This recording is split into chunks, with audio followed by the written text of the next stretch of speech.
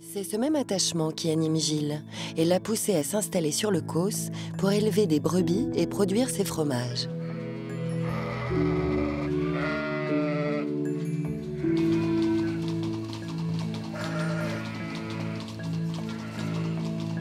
On est passé en monotraite depuis déjà quelques années, où nous on trait une seule fois donc, par jour, le matin.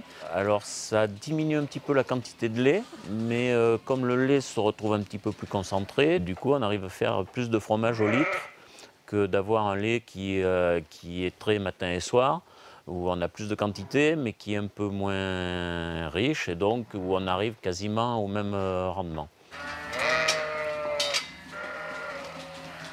On favorise le plus possible la nature. Elles sortent régulièrement, quand la météo le permet, en prairie naturelle. C'est une race qui est habituée au COS, ce qui fait que chaque animal peut aller chercher la plante dont elle a besoin pour se nourrir et pour sa santé. En fait, nos bêtes se soignent un petit peu toutes seules. Si vous faites une pâture avec 2 ou 3 variétés d'herbes, les animaux, ils n'ont pas beaucoup le choix. Et donc, vous êtes obligé un petit peu de les complémenter dans les tables. Là, l'avantage, c'est que si une brebis a besoin de manger une plante précise, elle va la chercher dans son parcours, elle va la manger, et puis elle rentre à l'étable et tout va bien. C'est dans leur village de Chartrier-Ferrières que Gilles et sa femme Sandrine fabriquent un fromage exceptionnel par son histoire et original par son goût, la Faute des Bergères. Donc là, c'est l'arrivée du lait de la traite de ce matin.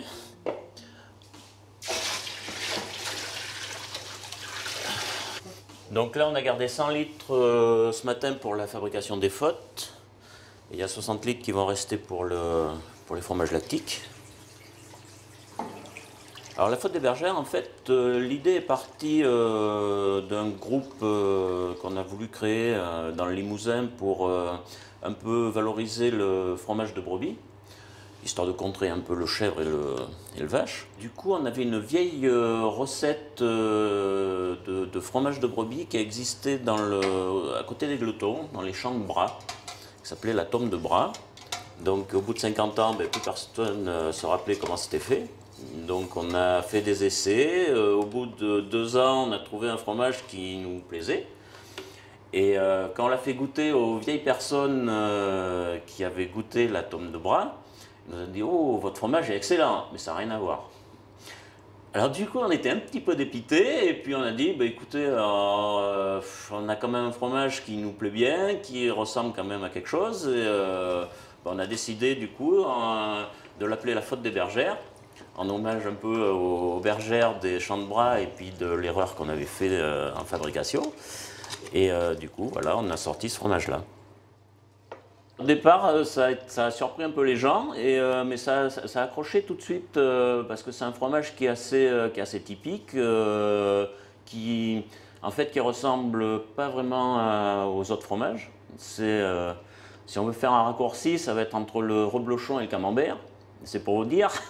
Ça fait une pâte qui est douce, mais qui a quand même du caractère un petit peu. Et comme on le fait affiner, nous, sur lit de paille, ça apporte un petit peu plus. Dans la journée, il faut le retourner 4 fois. Ensuite, il part. Demain, il va partir en saumure pour le salage. Et ensuite, dans la cave d'affinage, sur la paille, et à déguster dans 1 mois et demi.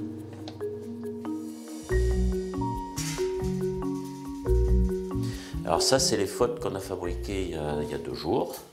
Donc là, on va les retourner. Et on les met sur la paille. Quand le fromage est trop humide, la paille va pomper, et quand il est trop sec, à ce moment-là, la paille va redonner de l'humidité au fromage.